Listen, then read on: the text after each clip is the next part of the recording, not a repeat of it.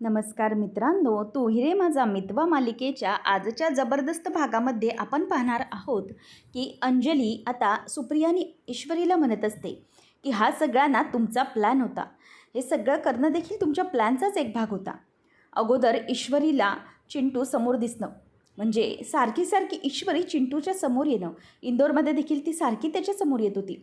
त्यानंतर मग त्याच्या ऑफिसमध्ये काही कामाला लागणं आणि सारख्या भेटीगाठी होणं. मग नंतर तुमच्या प्लॅनचा शेवटचा भाग म्हणजे तो लॉज. त्या लॉजमध्ये अर्णवने ईश्वरीसोबत लग्न करणं. हा सगळा ना तुमचा प्लॅन होता, हे आता मला असं वाटायला लागले. सगळं काही तुम्ही ठरवून केलेलं आहे. तेव्हा मग ईश्वरीची आई म्हणते की हे काय बोलताय अंजलीताई तुम्ही? तुम्हाला तरी समजतंय का? हो, या सगळ्या गोष्टींचा तुम्ही या अँगलने विचार कराल असं वाटलं नव्हतं. तेव्हा अंजली म्हणते की अहो मला विचार करायला आता भाग पडते. तेव्हा मी काहीही विचार केला नव्हता, पण आता मला समजतंय की ह्या ईश्वरीच्या साध्या भोळ्या चेहऱ्यामागे नेमकं काय कटकारस्थान आहे ते. तुम्ही दोघीजणही कशा आहात ना ते मला आता चांगलं समजलेलं आहे. आणि म्हणूनच अर्णव आता ईश्वरीच्या पूर्णपणे जाळ्यात ओढला गेले. तिने बरोबर त्याला ओढले स्वतःच्या जाळ्यात. ईश्वरी म्हणते की नाही अंजलीताई, प्लीज असं म्हणू नका. तुम्हाला खरंच असं वाटतंय का की आम्ही दोघी हे असं वागू शकतो? हे सगळं घडलं आहे ते अनपेक्षितपणे घडलं आहे, त्यात माझी किंवा आईची काहीही दोष नाही आहे. मी खरंच तुम्हाला रिक्वेस्ट करून सांगते की असं काहीही नाही आहे.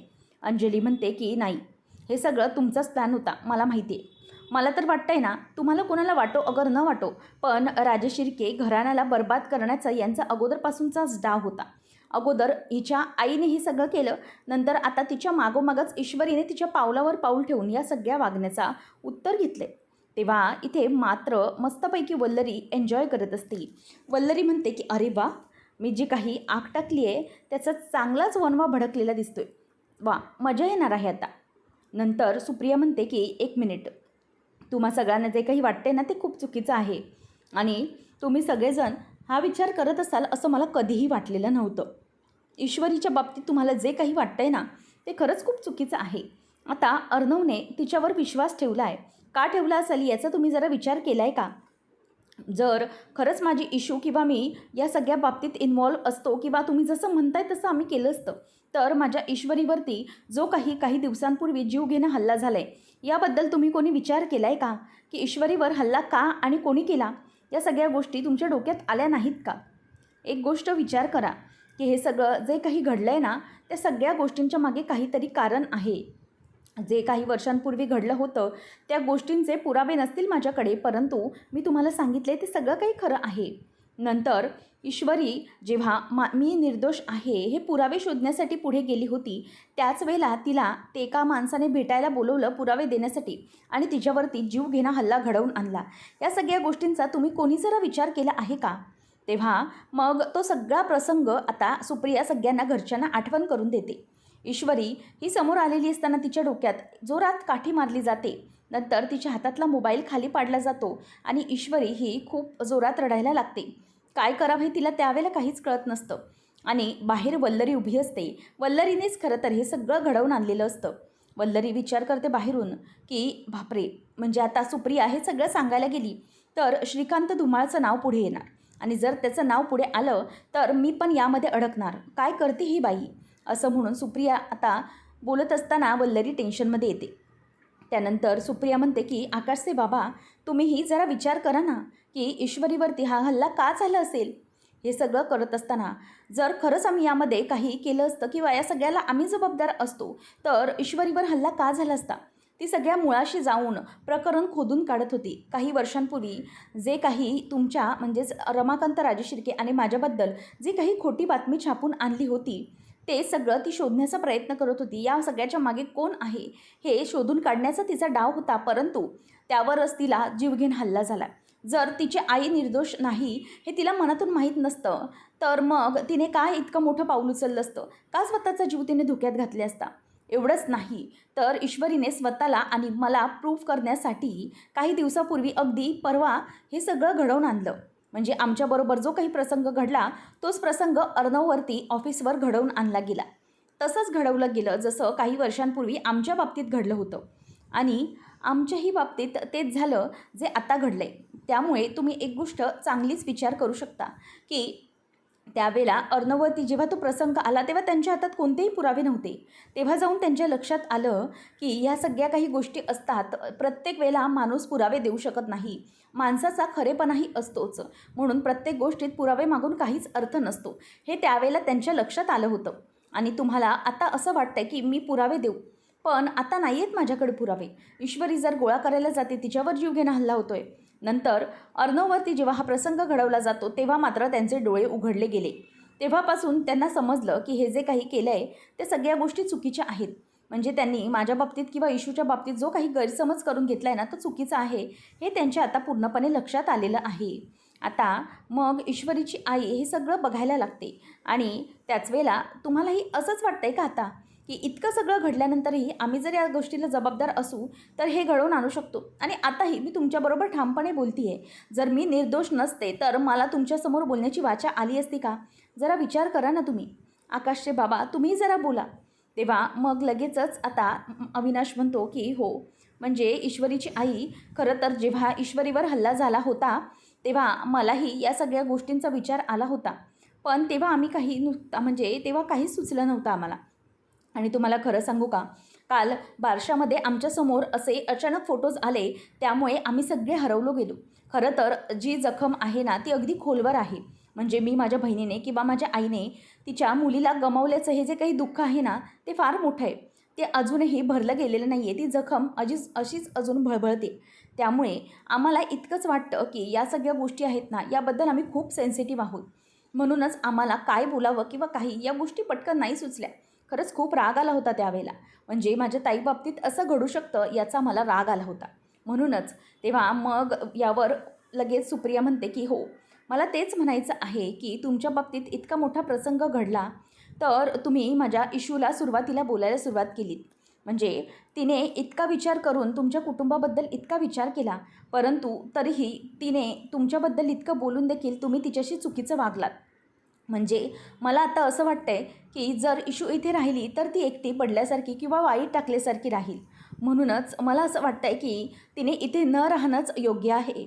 वल्लरी मागून म्हणते की जा जा जा बाई एकदाची घेऊन. तेव्हा आता सुप्रिया म्हणते की किती काही झालं तरीही मी माझ्या मुलींवर बाहेरच्या कोणावरही किंवा नाती जपण्याचे आणि संस्कारच केलेले आहेत. त्यामुळे त्या संस्कारांच्यामुळे कुठल्याही प्रकारचं नातं ते तोडू शकत नाहीत किंवा कोणालाही दुखावू शकत नाही. परंतु त्यांचाही सहनशक्तीचा अंत होतो. ज्यावेळेला माझ्या इशूसोबत सकाळपासून असं वागणं होतं या घरात ते मला दिसतंय, त्या बाबतीत अशा वातावरणात तरी मी माझ्या मुलीला जगू देणार नाही. कारण कितीही काही झालं तरीही ती माझी मुलगी आहे आणि अशा त्रासात तिला जगू देणं हे म्हणजे खूप चुकीचं वाटतंय मला. म्हणूनच आता मी माझ्या मुलीला घेऊन जात आहे.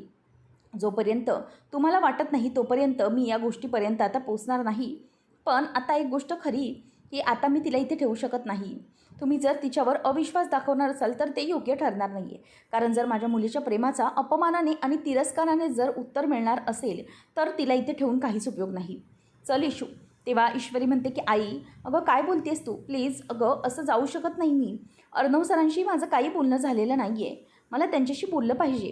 तेव्हा ईश्वरी म्हणते, आई म्हणते की हो, मला कळतं आहे की तुला तुझ्या नवऱ्याची काळजी वाटते, परंतु एक गोष्ट लक्षात ठेव, हे कुटुंब म्हणजे फक्त तुम्हा दोघा नवरा बायकोचं नातं नाही आहे. तू या घरातल्या अर्णवचीच नाही तर संपूर्ण कुटुंबासोबत जोडली गेलेली आहेस.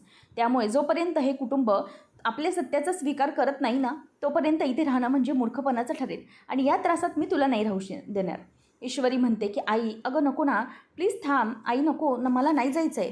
परंतु नम्रता म्हणजेच ईश्वरीची आई ही काही ऐकायला तयारच नाही. वल्लरी पटकन जाऊन मागे लपत्याने म्हणते की जा जा एकदाची घेऊन जा, परी होईल. नंतर मग आता ती बाहेर पडते आणि ईश्वरी सांगते की आई थांब प्लीज, मला अर्णव सरांशी बोलू दे, मला बोलायचे. परंतु ती काही ऐकायलाच तयार नसते. नंतर इथे मनातल्या मनात वल्लरी खुश होते की चला आत्ता तुम्हाला समजलं असेल की वल्लरीशी पंगा घेण्याचे काय परिणाम होऊ शकतात. अँड दॅट इज दॅट असं म्हणून ती खूप खुश होते. आणि फायनली माझ्या मार्गातला अडथळा दूर झाला याने तिला आनंद होतो. मागे मागे जर या सगळ्यात आकाशही पुढे जात असतो, परंतु आई अजिबात ऐकत नाही. आता मात्र मामाच्या मनात विचार सुरू होतात की ईश्वरीची आई जे काही बोलले ते नक्कीच त्याचा विचार करण्यासारखा आहे. नंतर इथे नम्रता पोहे खात बसलेली असते. शुभंकर मूर्खासारखा मागून येतो आणि तिच्याकडे बघत राहिलेला असतो. नम्रताचं लक्ष पोह्यांमध्ये अजिबात नसतं. तेव्हा तो नॉर्मल होतो आणि तिच्यासमोर येऊन उभा राहतो आणि म्हणतो की हे काय म्हणजे मला कळत नाही आहे. नमेढमे अगं ह्या पोह्यांशी खेळतेस काय तू? खाऊन घे ना. तेव्हा ती म्हणते की शुभू मला ना इच्छाच नाही आहे खायची. तेव्हा तो म्हणतो की अगं असं कसं चालेल तुला इच्छा नाही आहे बोलून. तेव्हा ती म्हणते की पण ना मला एक गोष्ट समजत नाही आहे रे की येशू आणि आईच्या प्रसंगामुळे नेमकं काय होणार आहे काहीच कळत नाही आहे. आणि या सगळ्या गोष्टी इतक्या पॉईंटपर्यंत गेल्यात की काहीच बोलायला मार्ग नाही आहे. म्हणजे मी आणि आकाश आम्हाला दोघांना कोणी सिरियसलीच घेत नाही आहे. म्हणजे आकाश घरातला लहान आहे म्हणून त्यालाही कोणी सिरियसली घेत नाही आहे. तेव्हा लगेचच तो म्हणतो की अगं मी आहे ना तुला घेतो आहे ना सिरियसली मी. तेव्हा तो म्हणतो की अगं गंमत केली गं मी. थांब मला माहिती आहे की तुझा ना विचार चालू आहे डोक्यामध्ये. तू काही स्वतःहून खाणार नाही आहेस. त्यामुळे तुला भरवल्याखेरीज माझं काही दुसरं ऑप्शन नाही आहे. आता लगेचच तो प्लेट घेतो आणि पुन्हा नमूला भरायला सुरुवात करतो. आता नम्रता घास खायला लागते. आता तो तिला पहिलाच घास भरवतो. त्याच वेळेला ती खात असताना तिच्या दाताला पटकन दगड लागतो आणि ती पटकन तो घास खाली करते. आणि मग तो म्हणतो की काय गं नमेढमे काय झालं काय? तेव्हा ती म्हणते की दगड होता. तेव्हा तो म्हणतो की बरं बरं थांब मी तुला पाणी देतो. आणि त्याच वेळेला आता ती म्हणते की ठीक आहे एवढं काय त्यात. तो म्हणतो की शेंगदाणे घातलेस की दगड घातलेस? कुठून आणलेस ते दगड तू म्हणजे शेंगदाणे? तेव्हा ती म्हणते की अरे तिकडे आपल्या इथे जो दगडूशेठ आहे ना त्याच्याकडून मी आणलेले आहेत. तेव्हा लगेच ती म्हणते की अरे आता तू असं विचारतोय जसं काही त्या दुकानदाराला जाऊन मारणारच आहेस चोपच देणार आहेस. तेव्हा तो म्हणतो की नो वे म्हणजे ना तुझ्यासाठी तर नाहीच नाही हां. तेव्हा ती म्हणते की हो मला माहिती आहे तू असंच वागणार आहेस. असं म्हणून ते निघून जाते. शुभंकरला मात्र आता खूपच जास्त त्या दुकानदाराचा राग आलेला असतो. त्यानंतर आपल्याला पाहायला मिळतं की घरातले सगळेजणं गप्प असतात. जे काही घडलं आहे त्या बाबतीत सगळ्यांच्या डोक्यामध्ये विचार सुरू असतात आणि सगळं घर अगदी शांत असतं. आकाश म्हणतो की हे बघा डॅड तुम्ही तरी निदान विचार करा ना. हे सगळं जर ईश्वरीची आई खरंच बोलत होती असं मला वाटतंय. तुम्ही प्लीज विचार करा. तेव्हा जर तिने हे सगळं काही केलं नसतंच तर मग ती बरोबर आहे ना पुरावे शोधणं आणि पुरावे शोधतानाच तिच्यावर हल्ला झाला हे तर खूप चुकीचं घडलं आहे. मला तरी तेच वाटतंय. त्यावेळेला मामा म्हणतो की आकाश थांब प्लीज आधीच ना डोक्याचे खूप गडबड गोंधळ झालेले आहेत त्यामुळे तू जरा थांब आपण बघूया नंतर काय करायचं ते.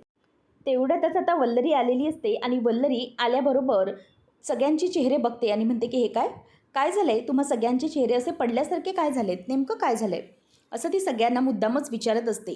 त्यावेळेला मग आकाश म्हणतो की मॉम अगं काय झालं आहे म्हणजे काय? वल्लरी म्हणजेच सुप्रिया आली होती आणि ती घेऊन गेली आहे म्हणजेच ईश्वरीची आई घेऊन गेली आहे तिला. तेव्हा सुप्रिया म्हणजेच वल्लरी म्हणायला लागते की बरंच झालं ना एका प्रकारे म्हणजे त्यांना समजलंच असेल की त्यांची चुकी आहे. तेव्हा आकाश तिच्यावरती चिडतो. तेवढ्यातच तिथून राकेश आणि अर्णव येतात. राकेश आल्याबरोबर लगेचच म्हणतो की अंजली मॅडम एक खूप आनंदाची बातमी आहे. असं म्हणून तो आनंदाने धावत धावत येतो आणि पेढ्यांचा बॉक्स उघडतो आणि म्हणतो की अंजली मॅडम खूप आनंदाची गोष्ट आहे मी तुम्हाला सांगतो. मी सात्विक फॅशनमध्ये नोकरीला लागलो आहे आणि पगारही चांगला मिळाला आहे आणि पोस्टही चांगली मिळाली. खरंच खूप आनंद झाला आहे मला. तेव्हा हे ऐकल्यावरती मामाला समजत नसतं की हे सगळं नेमकं काय आहे. मामा हा लगेच अर्णवकडे तोंड करतो आणि त्याच्याकडे विचारतो की नेमका काय प्रकार आहे बाबा. त्याचबरोबर वल्लरीलाही कळत नसतं की याचं नेमकं चाललं आहे तरी काय. तेव्हा पटकन राकेश म्हणतो की आधी आजीला पेढा देतो. तो आजीच्या हातावर पेढा ठेवतो आणि म्हणतो की आजी मला नोकरी लागली आहे म्हणजे मला खरंच खूप आनंद झाला आहे. मला आशीर्वाद द्या तुमच्या आशीर्वादाची खूप गरज आहे. तेव्हा आजी पाया पडते आणि म्हणते की आयुष्यवंत व्हा आणि असेच आयुष्यात मोठे उतरा खूप खूप मोठे व्हा असं ती आशीर्वाद देते. त्यानंतर मग आता राकेश हा वल्लरीला पेढा देऊन म्हणतो मॅडम हे घ्या ना. तेव्हा मग नंतर आकाशला देतो. आकाश सर आणि अंजलीकडे येतो आणि अंजलीनं म्हणतो की अंजली मॅडम हा घ्या पेढा. खरंच तुम्हाला खूप आनंद होईल. मी खूप चांगला जॉबला लागलो आहे आता आणि खरंच मला खूप आनंद होतो या सगळ्याचा. त्यानंतर मग अंजलीला पेढा दिल्यानंतर लगेचच तो मामाकडे जातो आणि म्हणतो की अविनाश साहेब हे घ्या ना तुम्ही पण घ्या हा पेढा. असं म्हणून तो मामालाही देतो परंतु मामा काही घेत नाही कारण त्याला शुगर आहे. नंतर मग सगळेजण आता असे शांत असतात. तेव्हा मग राकेश म्हणतो की नेमकं काय झालं आहे बरं मला सांगा की ईश्वरी मॅडम कुठे आहेत? त्यांनाही मला द्यायचं ह्या आनंदाची बातमी आणि हा पेढा. कारण कसं आहे ना दुसऱ्यांच्या आनंदात आनंद मानण्याचा स्वभाव आहे ईश्वरी मॅडमचा म्हणूनच त्यांना हा पेढा मला द्यायचा आहे. तेव्हा सगळेजण अगदी शांतच असतात. अर्णवला थोडासा डाऊट वाटतो. तो इकडे तिकडे बघतो आणि म्हणतो की काय म्हणजे काय झालं आहे, मिस इंदोर कुठे? आणि नंतर तो पटकन बोलतो की अहो ॲक्च्युली राकेश, त्याचं काय ना की मिस इंदोर तिच्या आईकडे गेली होती. पण तो घड्याळ बघतो आणि म्हणतो की नाही नाही, एव्हाना ती घरी यायला हवी होती. म्हणजे बराच वेळ झाला आहे. एव्हाना यायला हवी होती ती घरी. कुठे आहे ती? तिच्या खोलीत आहे का? कोणीच उत्तर द्यायला तयार नसतं. तेव्हा अर्णव म्हणतो की एक मिनिट सगळे प्लीज मला सांगाल का की काय झालं आहे ते? का तुम्ही सगळ्यांनी तिला वाईट तर टाकताय, एकटं तर पाडलंय, आता तिचं नावही तुम्हाला घ्यायचं नाही आहे का तोंडामध्ये?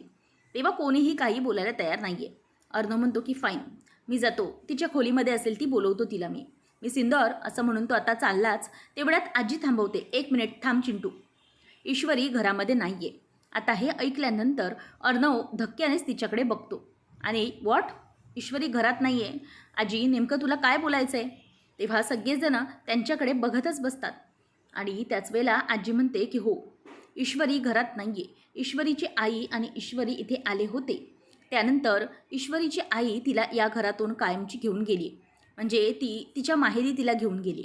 हे ऐकल्यावर आता अर्णवला धक्काच बसतो. तर इथे ईश्वरी मात्र एकटीच बसलेली असते विचारात. आई म्हणते की इशू, अगं अशी किती वेळ एकटीच अशी बसून राहणार आहेस? मी काय म्हणते की तू जरा फ्रेश हो, काहीतरी खाऊन पिऊन घे, म्हणजे तुला बरं वाटेल. आणि असं शांत बसून एकटं बसून काही होणार आहे का? तुझ्या डोक्यामध्ये तेच विचार सुरू राहणार आहेत. त्यामुळे प्लीज तू जरा शांत हो आणि काहीतरी खाऊन घे. तेव्हा आईला ती म्हणते की नाही गं आई, मला भूक नाही आहे, पण एक गोष्ट करू शकते का मी? तेव्हा सुप्रिया विचारते की काय, आता काय करायचं आहे तुला? ईश्वरी म्हणते की मी तिथून घरातून निघून आले, परंतु अर्णव सरांना त्याबद्दल काहीच माहिती नाही आहे, म्हणूनच मी जरा अर्णव सरांना फोन करू का? मला त्यांच्याशी बोलायचं आहे. तेव्हा लगेच राकेश तिथे असलेला शुभू म्हणतो की मी काय म्हणतो आहे, तुझं प्रेम आहे ठीक आहे, परंतु सेल्फ रिस्पेक्ट ही नात्यामध्ये खरंच खूप महत्त्वाची असते आणि ती तू गमवावी अशी मला वाटत नाही. ईश्वरी म्हणते की नाही शुभू, तुला जसं वाटतंय ना तसं काही नाही आहे. माझा अर्णव सरांनी कधीही चुकूनही अपमान केलेला नाही आहे. इतकं सगळं घडलं आहे तरीही त्यांनी इतक्या सगळ्या वागण्यामध्येही कधीच माझ्याशी अपमानास्पद वागले नाही किंवा मला चुकीची वागणूक दिली नाही. उलट या सगळ्यामध्ये सगळेजण घरातले माझ्या बाजूने उभे नाही आहेत, परंतु ते माझ्या पाठीशी अगदी खंबीरपणे उभे आहेत. तेव्हा नम्रता म्हणत असते की पण हे सगळं घडत असताना जिजू तुझ्या बाजूने उभे आहेत, पण तेव्हा लगेचच आता यावर शुभंकर म्हणतो की ह्यालाच तर प्रेम बोलतात ना नमे, अगं हेच तर प्रेम आहे त्यांचं. त्याचबरोबर ईश्वरी म्हणते की आई, मी करते ना गं त्यांना फोन, म्हणजे मला जरा त्यांच्याशी बोलून बरं वाटेल. मी त्यांना काही न सांगता निघाले. तेव्हा आई परवानगी देते. इशू फोन करायला पुढे जाते आणि फोन ईश्वरी लावत असते, परंतु रिंग झाल्यानंतरही फोन उचलत नाही तो. तेव्हा आई विचारते काय झालं गं? ईश्वरी म्हणते की नाही, ते फोन उचलत नाही आहेत. शुभंकर म्हणतो की बघ, मी तुला बोललो होतो ना, सेल्फ रिस्पेक्ट खूप गरजेची आहे नात्यामध्ये. तेव्हा लगेच ईश्वरी चिडते आणि म्हणते की प्लीज शुभू तू शांत बस, तुला काहीच माहिती नाही आहे सगळ्यामधलं. अर्णव सर काहीतरी कामामध्ये असतील, प्लीज या वेळेला मजाक नको हां, अजिबात मूड नाही आहे माझा. ती त्याला ओरडते. आणि नंतर मग आता सुप्रियालाही टेन्शन आलेलं असतं की आपल्या लेकीचं तरी होणार काय. त्यानंतर अर्णव हा घरातल्यांकडे रागाने बघत असतो. तो म्हणतो की व्हॉट, ईश्वरी अशी निघून गेली आणि तुम्ही जाऊ कसं दिलं? मला कळत नाही आहे आजी, हे सगळं असे वागण्याचे संस्कार आहेत का आपल्या घरामध्ये? अगं मिस इंदोरला तिची आई घेऊन गेली तरी तू काही बोलली नाहीस, असं कसं जाऊ शकलीस तू? म्हणजे तिला जाऊनच देऊ कशी शकलीस तू? असं आता तो विचारत असतो. त्यानंतर मामा म्हणतो की अरे, तेव्हा मग लगेचच अर्णव म्हणतो की मामा तू तर काही बोलूच नको, तू तरी बोलायचं होतंस ना थांबवण्यासाठी, तू रिक्वेस्ट करायची होतीस, थांबले असते ते.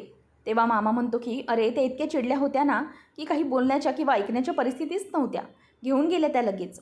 तेव्हा अर्णव म्हणतो की मला माहिती आहे की कोणी किती प्रयत्न केले असतील ते. आजी मला तुला प्रश्न विचारायचा आहे, हे सगळं तू कसं करू शकलीस आणि का? मिस इंदोर या घरासाठी किती करते तुला सगळं माहीत असूनही तू अशी वागली. तेव्हा आजी म्हणते की हे बघ चिंटू, माझ्या लेकीसाठी मी इतकं करू शकते. माझ्या लेकीचा संसार उद्ध्वस्त होताना पाहिला आहे मी, आणि ज्या बाईमुळे आणि तिच्या मुलीमुळे हा संसार उद्ध्वस्त झाला आहे त्या लोकांना मी कधीच माफ करू शकत नाही.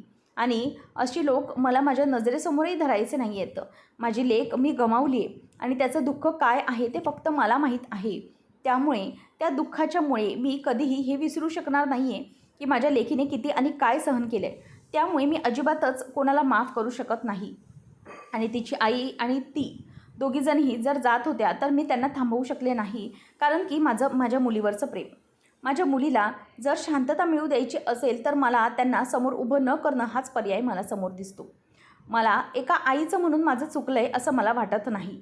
जसं तिच्या आईला वाटतंय की तिची मुलगी या घरात सुरक्षित नाही, तसंच मलाही वाटत होतं एक आई म्हणून की माझ्या मुलीला न्याय मिळवून दिला पाहिजे.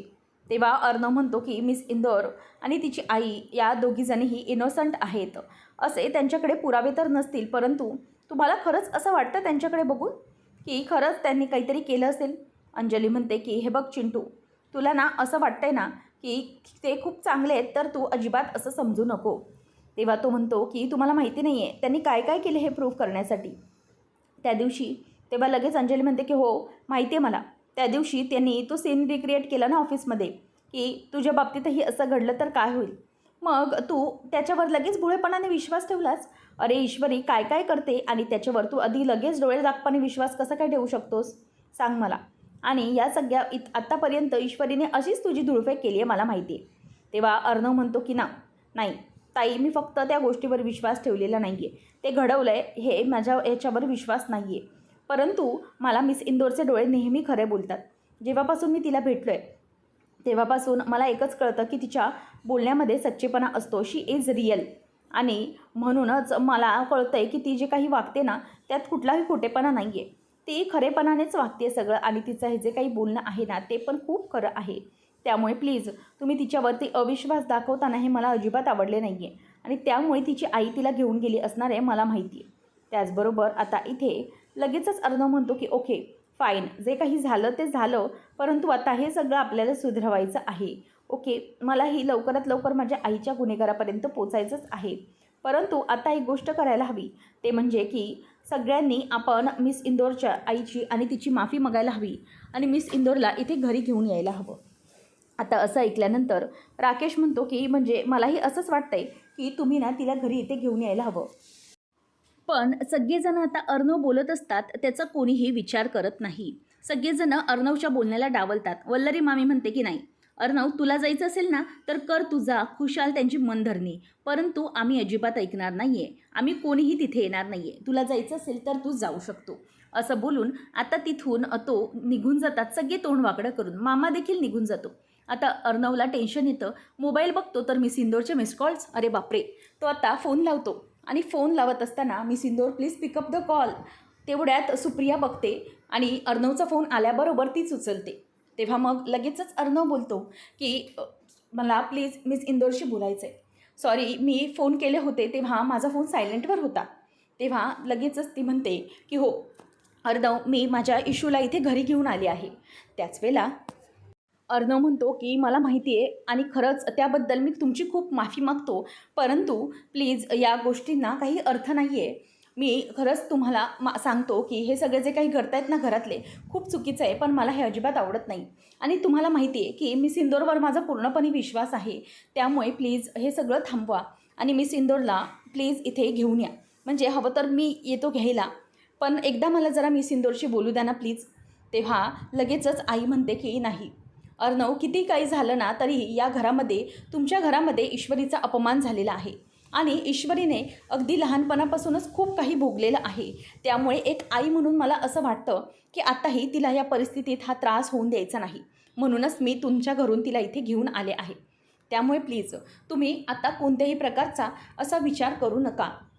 मी ईश्वरीला आणू शकत नाही. तो म्हणतो की प्लीज मला एकदा बोलू द्या. ती म्हणते की अर्णव प्लीज आणि फोन कट करून टाकते. इथे अर्णवलाही आता त्याचं टेन्शन येतं. नंतर सगळेजण आता रात्रीचं जेवण्यासाठी बसलेले असतात.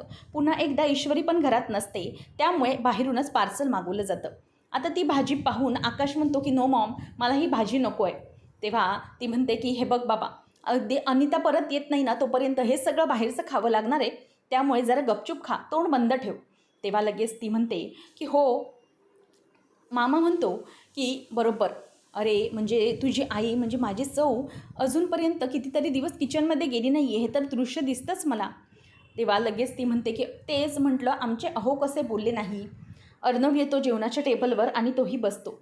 त्याचबरोबर आता अर्णव आकाशला म्हणतो की आकाश, मी तुला एक जरा स्ट्रीट डॉगची व्हिडिओ पाठवली आहे, ती बघ जरा, त्यांना काही हेल्प मिळते का. तेव्हा आता हे सगळे व्हिडिओ बघत असताना आकाश म्हणतो की सी किती ब्रुटल आहे हे सगळं, म्हणजे खरंच कळत नाही आहे हे छोटे छोटे पेट्स आहेत त्यांना का या सगळ्याचा त्रास होतो आहे. तेव्हा मग लगेचच आकाश बोलतो की हे सगळं तर मोठ्या डॉगने केलं आहे, मग त्या छोट्या छोट्या पिल्लांना का बरं उचलून नेत आहेत, किती चुकीच्या पद्धतीने उचलून नेत आहेत आणि किती लागलं आहे त्यांना हे त्यांना दिसत का नाही आहे. त्याच वेळेला लगेचच अंजली म्हणते की बापरे ऐ गं किती लहान पिल्लं आहेत ती आणि का हे सगळं करतायत, खरंच खूप चुकीचं वागतायत हे. आजी म्हणते की हो ना, म्हणजे त्याच्या पिल्लाच्या आईने हे सगळं केलं आहे, मग ती शिक्षा त्या पिल्लाला कशासाठी. तेव्हा अर्णव म्हणतो की म्हणजे तुम्ही तर तसंच वागताय ना, म्हणजे तुमचंही तेच वागणं आहे, सगळीकडे तोच नियम करताय तुम्ही, म्हणजे त्यांनी माणुसकी दाखवावी आणि तुम्ही सोडावी असं आहे का काय. तेव्हा लगेचच अर्णव म्हणतो आणि त्यावर आजी म्हणते की चिंटू हे प्रकरण वेगळं आहे, ते प्रकरण वेगळं आहे. तेव्हा अर्णव म्हणतो की कसं कसं आहे वेगळं प्रकरण ते मला सांगशील. तेव्हा लगेच अंजलीमध्ये तोंड घालते की चिंटू तुला माहिती नाही आहे तिच्या आईमुळे घराला किती प्रॉब्लेम. तेव्हा तो म्हणतो की एक मिनिट ताई प्लीज, मला ना तेच सारखं ऐकायचं नाही आहे, सो प्लीज तू थांब. आणि मला एकच सांगायचं आहे की तुम्हाला जे दुसऱ्यांचे प्रसंग दिसतात त्यावरून तुम्हाला कळतं आहे की आईच्या चुकीची शिक्षा मुलीला द्यायची नाही आहे, पण जेव्हा हे सगळं तुमच्या घरात घडतं तेव्हा मात्र तुम्ही असे सगळे कुठल्या दिशेने विचार करता मला काही कळत नाही आहे. आता हे जे सगळं काही घडतं आहे या सगळ्या गोष्टींचा तुम्ही नीट विचार करावा ना असं मला वाटतं. म्हणजे आता तरी तुम्ही 2 मिनटं शांत बसून स्वतःच्या मेंदूला विचारा की तुम्ही जे वागताय ते योग्य वागताय की अयोग्य वागताय. मला इतकंच तुम्हा सगळ्यांना म्हणायचं आहे. तेव्हा पुन्हा एकदा आजीचा चेहरा पडतो, कारण की अर्णव बरोबर बोलते कुठे ना कुठे माहीत असतं. नंतर अर्णव म्हणतो की मला नको हे बाहेरचं जेवण, तो ताटावरचा उठूनच जातो. वल्लरी विचार करते की अर्णवच्या बोलण्यामुळे या सगळ्यांच्या मनावर काही परिणाम व्हायला नको, म्हणजे मिळवलं. तर आता पुढच्या भागामध्ये अंजलीचं बाळ छकुली म्हणजेच कर्णिका रडत असते. तेव्हा ती रडत असताना थांबत नाही. अर्णव म्हणतो की मी एक काम करतो, मी सिंदूरकडे बाळाला घेऊन जातो, म्हणजे बाळ जरा शांत होईल. तेव्हा अंजली म्हणते की नाही, अजिबात नाही, त्या ईश्वरीच्या हातामध्ये मी माझ्या बाळाला ना अजिबातच देणार नाही. किती काही झालं तरी अजिबात मला हे सहन होणार नाही आहे. किती काही होऊ दे, मी माझ्या बाळाला त्या ईश्वरीच्या हातात देणारच नाही आहे. तर आता आजी पण तिला समजवत असते, परंतु ती ऐकत नाही. आकाश आता आई बाबांच्या रूममध्ये जातो आणि म्हणतो की डॅड मला एकच बोलायचं आहे, ते म्हणजे की आपण ईश्वरीला इथे घरी घेऊन आलं पाहिजे, लवकरात लवकर, नाही तर खूप प्रॉब्लेम होऊ शकतो. तेव्हा वल्लरी म्हणते की नाही, अजिबात हे होणार नाही. लक्षात ठेवा तुम्ही आणि आकाश दोघांपैकीही कोणीही अजिबात त्या ईश्वरीला घरी आणण्यासाठी जायचं नाही, म्हणजे नाही. अगदी वल्लरीने त्यांना धोकाचा म्हणजे इशाराच दिलेला असतो आणि तिच्या या बोलण्याने मामालाही खूप राग आलेला असतो. त्यानंतर आपल्याला पाहायला मिळतं की अर्णव आता घरी आलेला आहे आणि म्हणतो की प्लीज मी सिंदूरला घेऊन जायला आलो आहे, प्लीज असं करू नका, मी हवं तर माफी मागतो आहे. तेव्हा लगेच आई म्हणते की नाही अर्णव, जोपर्यंत तुमच्या घरचे येऊन ईश्वरीला घेऊन जाणार नाहीत ना, तोपर्यंत मी ईशूला कुठेही पाठवणार नाही, ईश्वरी कुठेच येणार नाही. हे ऐकल्यानंतर आता अर्णवलाही धक्काच बसतो, कारण ईश्वरीची जे त्यांनी अशा प्रकारे अपमान केला आहे तर त्यांनी स्वतः ईशूला न्यायला यावं हीच माझी इच्छा आहे. आता अर्णव आणि ईश्वरी यांच्या नात्यामध्ये खूप मोठी दरी आलेली आहे. नेमकं पुढे काय घडणार आहे पाहणं रंजक ठरेल. अशाच अपडेटसाठी चॅनलला नक्की सबस्क्राईब करा. धन्यवाद.